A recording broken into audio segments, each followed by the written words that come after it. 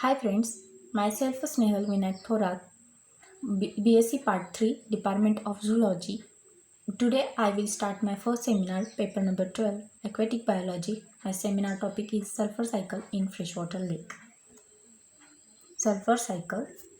The sulfur cycle, gaseous and sedimentary phase. As an introductory notes, the long-term sedimentary phase, sulfur is tied up in organic and inorganic deposition released by the weathering and decomposition.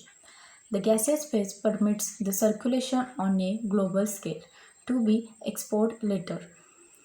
Their main difference in their exchange seats of occurrence, sedimentary phase is mainly on the Earth's surface, that is, rocks, sediments, etc., while the gaseous form is on the atmosphere. In sulfur cycle, hydrogen sulfide gas is released into the atmosphere by volcanic hot spring and anaerobic decay of sulfur containing biological material in swamps, bogs, and tidal flats. Certain marine algae produce dimethyl sulfide, a volatile compound that enters the atmosphere as tiny droplets.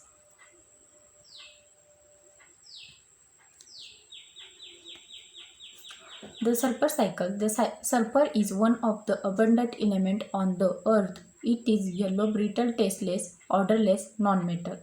Sulfur is present in all kinds of proteins. Plants directly absorb sulfur-containing amino acids such as methionine, cysteine, and cysteine. Sulfur is released into the atmosphere by the burning of fossil fuels, volcanic activity, and decomposition of the organic molecules.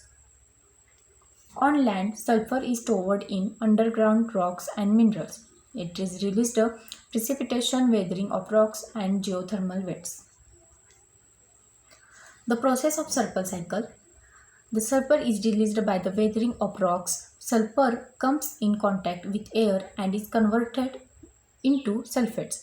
The sulfates are taken by the plants and microbes and are converted into organic forms. The organic forms of sulfur is then consumed by the animals through their food and thus moves in the food chain. When the animal dies, some of the sulfur is released by the decomposition while some enters the tissue of microbes. There are several natural sources such as volcanic eruptions, evaporation of water, and breakdown of organic matter in swamps that releases sulfur directly into the atmosphere. The sulfur falls on earth with rainfall. Step of sulfur cycle. The important step of sulfur cycle like as decomposition of organic compounds, protein, degradation releases amino acid that contains sulfur. The sulfates are reduced to H2S by the action of desulfotomucilum bacteria. Oxidation of hydrogen sulfide to element sulfur. Hydrogen sulfide oxides to produce element sulfur. Certain photosynthetic bacteria from the families Chlorobacillus and Chromatosis initiate the oxidation process. Reduction of sulfates. The sulfates are reduced to hydrogen sulfide by desulfovibro desulfuricans. This occurs in two steps. Firstly, the sulfates are converted to sulfides utilizing ATP. Secondly, the reduction of sulfate to hydrogen sulfide. Oxidation of elemental sulfur. The elemental sulfur present in the soil cannot be utilized directly by the plants. Therefore, it is converted into sulfates by chemotrophic bacteria. In the sulfur cycle, the hydrogen gas is released into the atmosphere.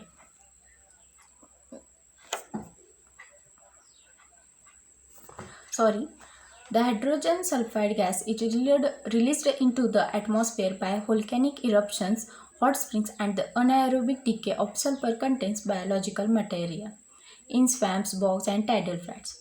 Certain marine algae produce dimethyl sulfide, a volatile compound that enters the atmosphere as tiny droplets. The sulfur dioxide gas is released into the atmosphere by the volcanic and also forms. When dimethyl sulfur reacts with oxygen gas, the burning of fossil fuels such as coal and oil release sulfur dioxide into the atmosphere. Sulfur dioxide reacts with atmospheric oxygen to produce sulfur trioxide. Some sulfur trioxide reacts with tiny droplets to form sulfuric acid. Sulfur oxides also reacts with amino to produce tiny particles of salts. The winds carry droplets of sulfuric acid and particles of salts which which the falls into the earth in acid deposition. By adding sulfur compounds to the air, the use of fossil fuels increase the rate of the acid deposition. All living things require sulfur to make protein. Plants get sulfur by taking up ions of sulfate salts from the soil. Animals get sulfur by eating plants, and all living things release sulfur compound when they decay. Decomposition releases sulfate salts which can be taken by the plants as well as gaseous hydrogen sulfide. Some hydrogen sulfides enters the atmosphere, but when they decay occur in an oxygen-free environment.